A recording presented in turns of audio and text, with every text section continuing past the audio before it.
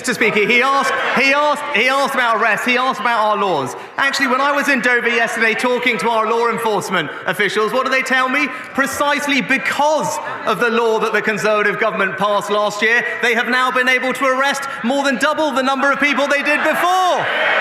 397 in the last 6 months.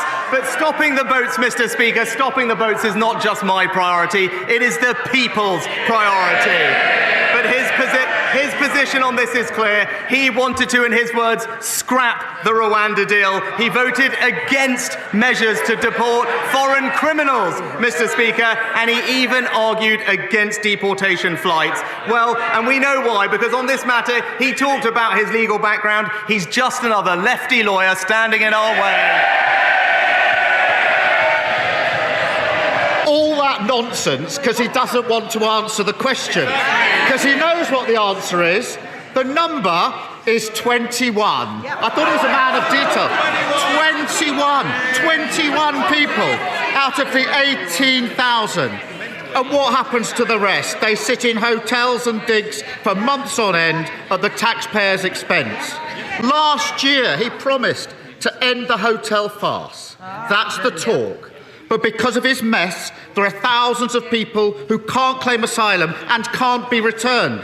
So where does he actually think they're going to end up? Mr. Speaker, he stood there last year saying exactly the same thing. We said it wouldn't work. They passed the law. The numbers went up. Absolutely deluded. He can't say where they'll return people because they spent 140 million on Rwanda and it doesn't work.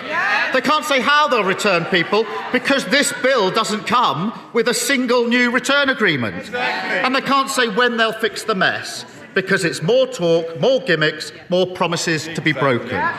Now, a few months ago, I put to him that of the people who arrived on small boats, only 4% had been processed. He stood there and said, that's unacceptable. What's the number now? Mr. Speaker,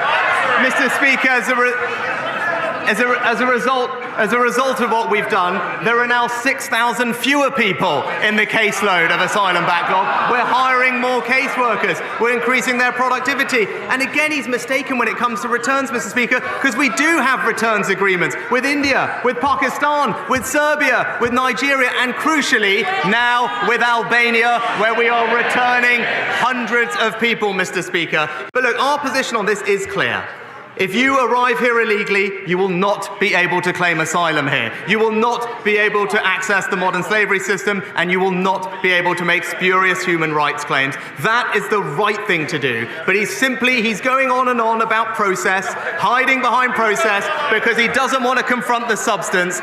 We are the party of fairness, and he represents the party of free movement. I thought he was supposed to be the man of detail. He's gone to all that lengths to avoid the detail. He knows the answer to the question. Less than 1% of those who arrived by boats have been processed.